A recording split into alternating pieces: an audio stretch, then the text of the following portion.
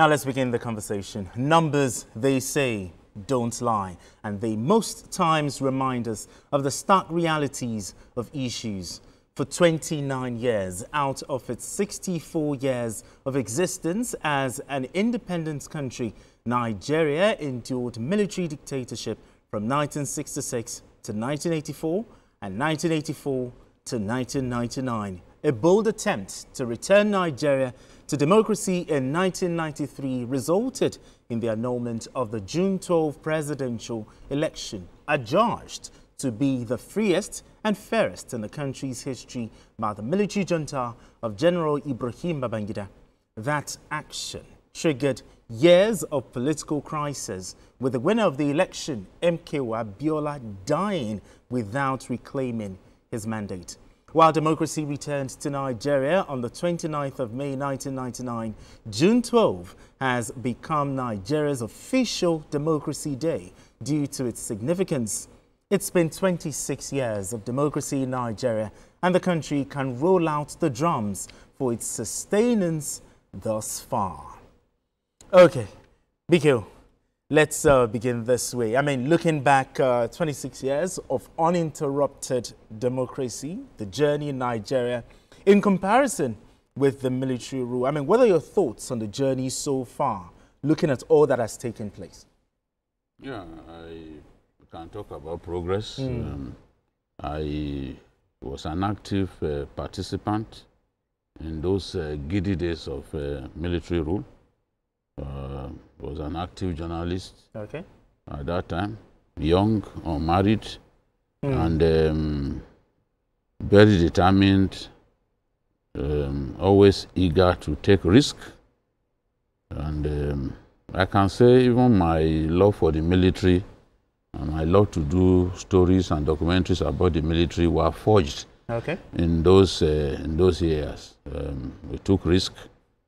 We covered the election, and we were happy that something remarkable happened. You know, but the election was annulled, throwing Nigeria into big crisis. But so far, we can report progress in the area of political participation. In the area of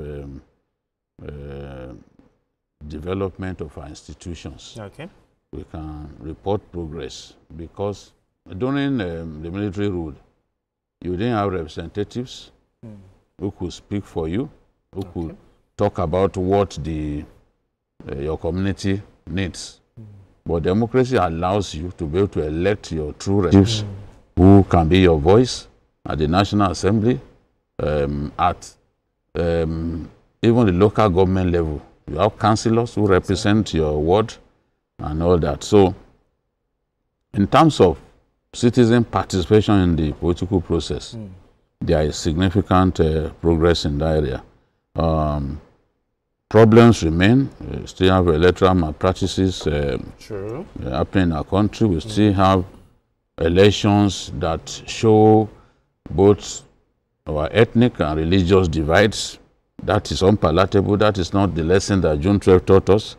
And we still have corruption on a rampant scale, and nothing undermines democracy more than corruption, because it makes the people to lose belief in the democratic process. So successive governments must do their best to defeat corruption as a way of getting our people to believe more and more in the democratic process.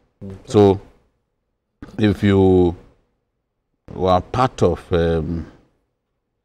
if you are mature enough during the military era, you will not compare what we have now to what we had then. I lost a friend in Bagada Kalto. I could not operate from the state I was posted to as a correspondent for a long time. I escaped arrest by the whiskers thanks to my female secretary, who faced two military intelligence people came into my office and told them that I was not the one. I was looking at them when they came to pick me up. Yes, in my office in Galadima Road in Kano. She told them in Hausa, Bashibane, you know. And once she said that and they stepped out, I moved into the inner office. I went inside the Ankura market and I traveled that same day to Jos without picking my things. Because a few weeks before then, Kunle Ajibade, my boss, yes, editor, had been picked up, driven to first to the DSS headquarters here in Shangisha, and then kept in detention at in one of the cells of the military intelligence. I wrote the story for which he was arrested. So they were looking desperately for me. They wanted to get some facts. Because the anchor of a story, the person who writes a cover story, usually has far more facts than those who contributed to it. Exactly. So even if you pick my editor, you may not get some of the facts that you wanted. So they desperately needed to pick me up. They had come once, lied to my secretary that I was their drinking pal. Oh. So I returned to Lagos after spending like 3 months hiding in Lagos. I mean, I returned to Kano after spending like 3 months hiding in Lagos. By the time I got to Kano, I was sitting in front of, there were 2 offices. Okay. There's an inner office and the one in front. And they didn't want to pick the wrong person. Okay. So the moment they asked, Shinewonako, you see the one? The girl just instinctively, because she remembered that she had met that the same. Okay, the when they came earlier. Yes, that those 2 guys had come before and claimed that we were pals, we were drinking pals. So the moment they asked that question the second time, she knew that was something intelligent enough. Yes, you know, and Roslyn just said, Bashibane. So they went out. They didn't want to pick the wrong person because they knew, and they had information that we were 2. I had Laiwola Adeniji, who joined. Laiwola Adeniji is an oil player now. He works for a big oil company in Nigeria today. He joined us from The Guardian. After the Guardian had been proscribed, so he came to work and was working with me. So they didn't want to pick the wrong person. So asking that girl, Shinewonako, and she said, Bashibane. They then walked away. After that, I slipped into the inner office, opened the back door, and I went to Jos to stay in Jos for another 3 months. So people today, I was reading something today where some people are comparing Tinubu to Abacha. It was the most idiotic thing I've ever read on social media. But it's not, a lot of them who are not victims of that era, who never lost a friend. One of the closest journalists to me that we used to sit down and plot stories was Bagauda Kaltu. And we lost him. We were always communicating until they took him away to kill him. Now, if you were a member of his family or you worked with him, you knew the circumstances of his death. If you are related to people that Abacha, because he was going to the airport and protesters barricaded the road and he ordered them to open fire on them here in Lagos. If you are related to Baba Rewane, if you are related to Kudirat Abiola, that Barnabas Jabila, Sergeant Rogers wasted, and other people that we cannot mention one after another, there is no way that you will have your sanity in place and say the Abacha era, that was a military era where you could just disappear. It was better. It was better. That's. I just hope that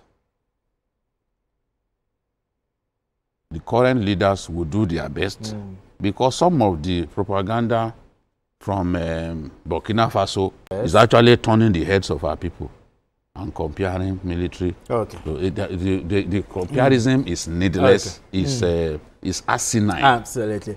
All right, now, So nice to have you here on Journalist Hangout. This is my first time of having this conversation with you. But yes, it is June 12. Talk to me. What does it mean to you? Well, you know, June 12 has become a phenomenon, like a watershed, a landmark. And you can look at June 12 as a single event. You have to look at the pre-June 12, during June 12, and the post-June 12. Okay.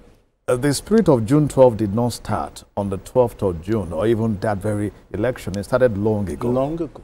You can even trace it back to independence, you know, after nationalists, you know, activists, people love their country, their land, who wanted to own their land, you know, wresting the nation from, you know, from the arms of the colonial masters. They wanted a democratic, you know, nation, but a few years down the line, it was taken away from them. Now, the military took over, and another struggle began. They started another, you know, struggle to have the nation back under a democratic rule. Yes. Now, that continued for a long time until 1780 when we had a very, you know, brief stint. Yes. And so the military came back again. So the struggle continued, you know, continued. So when June 12 came, or when the June 12 era came, and the people sensed that we were returning to a democratic, you know, nation after all of the years of military rule, so it was like a fresh air. And you can see, if you look at the entire scenario, the entire event, you will see that there was no much of ethnic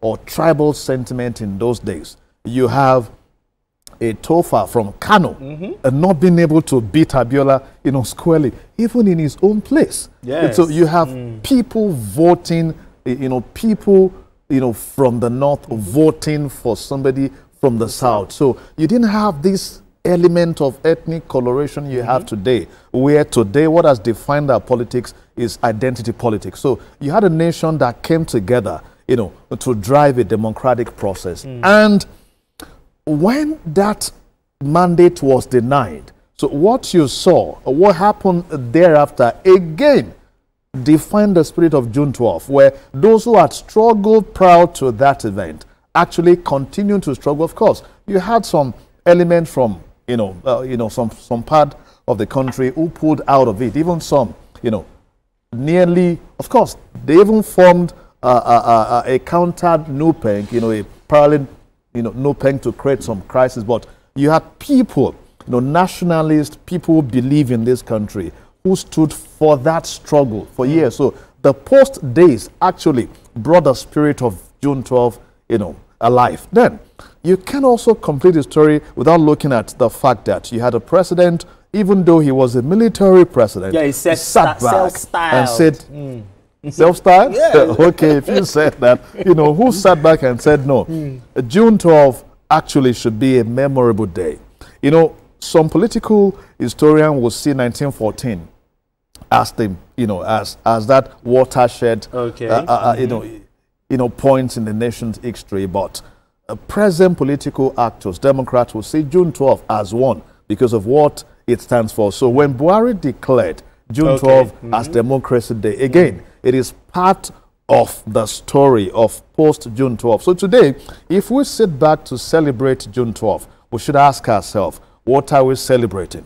Are we actually celebrating, you know, what happened? The free and fair election, the spirit of the nation that came together, you know, the absent, almost a near absent of identity politics. Not today, that the only reason you are voting for Mr. A is simply because he is from your own neighborhood or from your own identity, either religious or tribal sentiment. All of that was not in place on the June 12th. So for me, if we're talking about June 12th today, we should be talking about the things that June 12th represented, all of the good of June 12th, all, you know, all of those things that, you know, that can make you, you know, beat your chest and say, no, I am from this country. Exactly. So for me, I think looking at June 12th, you know, we'll be looking at those things that made it thick, strong, those collective efforts, exactly. you know, those virtues that brought us together as a nation. Absolutely. So June 12 for me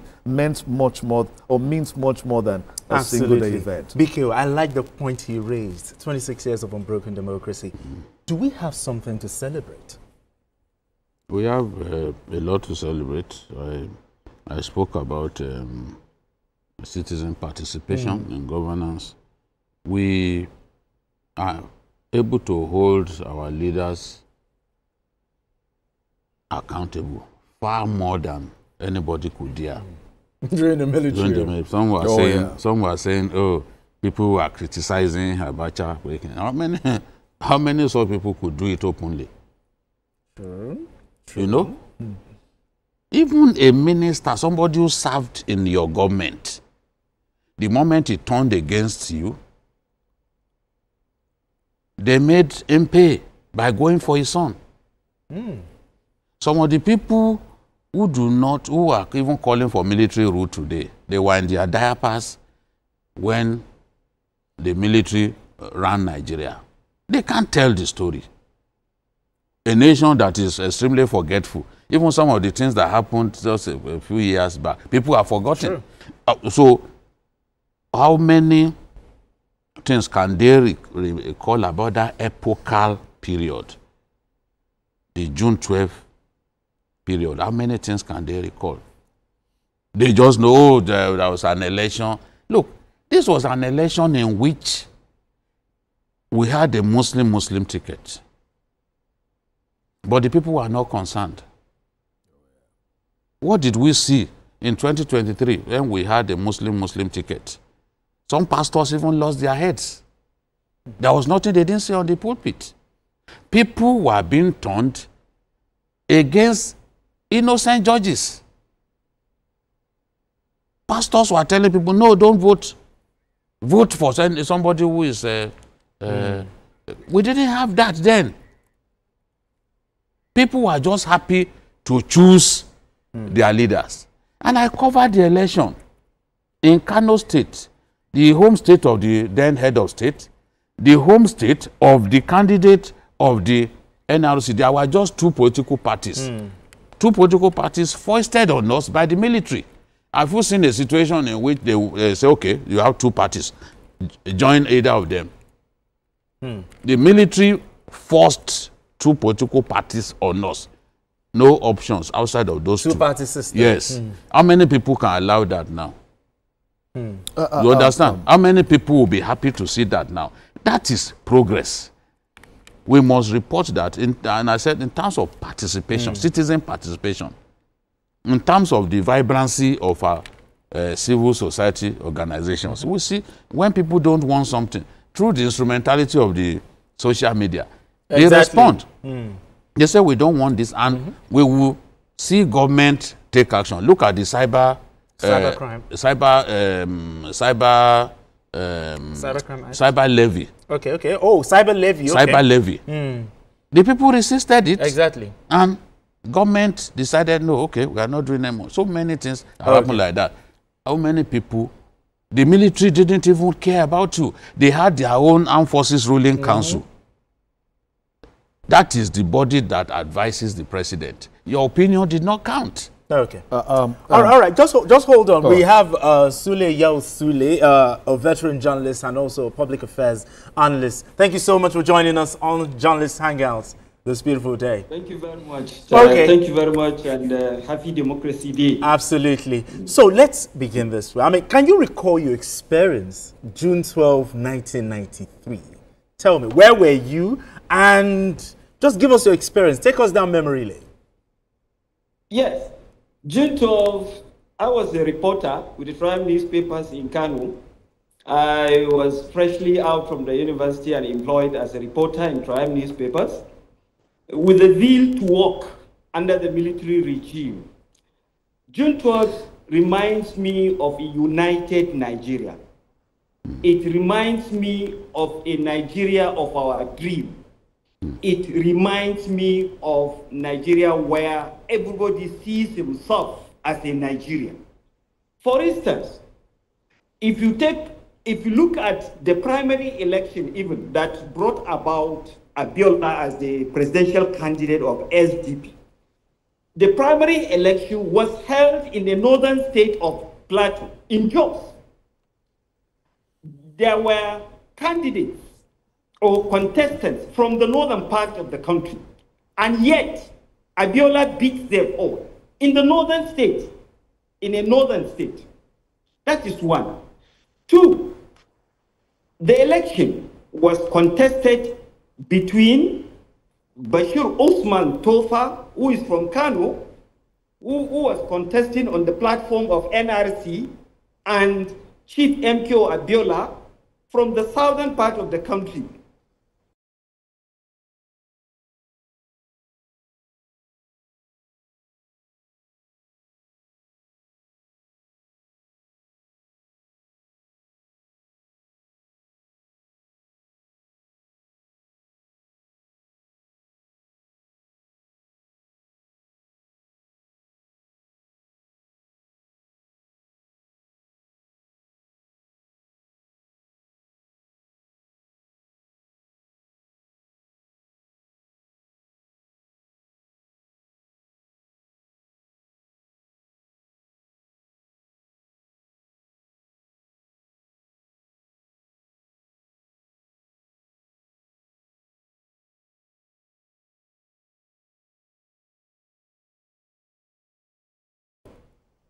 In Kano, during the gubernatorial election between SDP and NRC, SDP was the dominant party. You know, those days, governorship election is conducted before the presidential election, unlike now. Already, you had House of Assembly, Kano State House of Assembly, dominated by SDP members, which means likely the candidate of SDP is going to win the election. It didn't happen. But that was not the case. The primary election, which was held between the Magaji Abdullahi, Ahmed Rufai of People's Front, that was Eradua's faction, and the Rimi people, they felt they were cheated, meaning they could not have a candidate as a gubernatorial candidate. Over a night, just a day to the election, they went to town announcing that all SDP people, supporters, should vote for NRC candidate. Yes. Over a night, this thing was changed.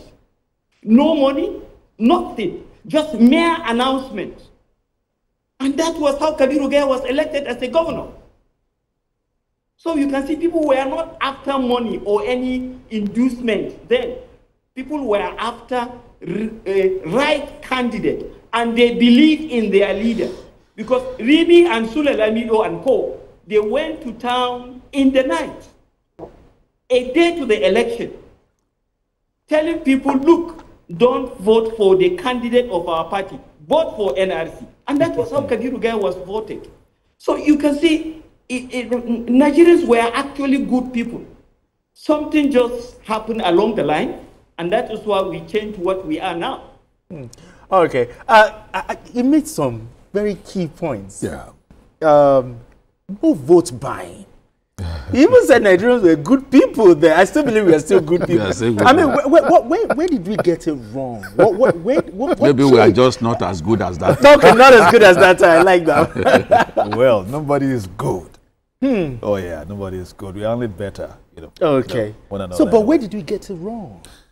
Can we actually point to a single event or a single historical point where we got it wrong? I think no. It was a gradual erosion of trust, both in the process. There is. Let me describe what Reyes used to describe democracy. He used the ocean to describe the strength of democracy and the flow of the ocean. Okay. You know, he said when the currency is strong, it helps the flow, you know, to surge forward. Okay. Now, the building blocks of democracy, the currency of democracy, the institutions. Now, when they are strong, it propels the culture, you know, those cultural elements, those ethical elements of democracy. It helps to propel them forward. But when you have weak institutions, now you have democratic recession. Now, that recession would always lead to lack of trust from the people. Voter apathy. Of course. So those democratic recession those elements, those indices of democratic recession you're seeing is they are actually product of a system that is losing its strength. Now, let me give you an example. If you have an INEC, for example, let's go to 2003 or 7, when you have, well, I was about mentioning Ewu. I won't mention the real name. We used to call him Ewu in those days, you know. Who was, the head of INEC, take for example. And no matter what happens on the right at the polling center, you will they can't even take it away from there and go declare results. Even when you have total violence. Now, people would not have trust in such a process. And what would happen is that when they start losing that trust, it will tell on, on those who are driving the institution. That's one. Two, when you have leaders who peradventure will make you see that you don't come from my place, so, I'm not as responsible to you. Again, you will have a lot. You have people not trusting the system enough too. Now, let me also give you something very close to that. There's something in poll science. I can't remember the exact thing. When people see that, oh, we are from the same country, but in this social, social demography, this person is better. Why is it better? It is because he has somebody in power. Now, when you have such, where people can no longer graduate from school and get jobs because of merit, but because of who they know. Is it policy of proximity? See, whatever. So when people start losing, when they lose that trust in the system. So getting it wrong was not a single event. It was a gradual process. Now, fourthly, you have people you vote into power who do not deliver the dividends of that power. But you suddenly see their pocket being swollen. The same person that you were together before in the neighborhood who was nowhere. You suddenly see his or her children, going abroad, driving the big cars, telling you to your face that your hunger continues while their own riches come. You don't expect people to still try the same system. However, in all of this, losing hope will be the worst thing we can do to ourselves. Absolutely. It is for us to get ourselves together and say, no, we can make this work and start channeling our energy towards how to make it work, not how to divide it further through hate speech, hatred, and all of that. I was looking at something, very recently. If you know the number of people that have been arrested in the UK or that was arrested in the UK in 1 year, for saying terrible things on the social media, not even as terrible as the things you see here, you understand that if you want to safeguard your nation, there are some things you must control, you must seize, and never allow them to fester. But we are allowing those things to get deeper in our country. All right, let's move straight to the next conversation. I mean, as part of activities to commemorate the 2025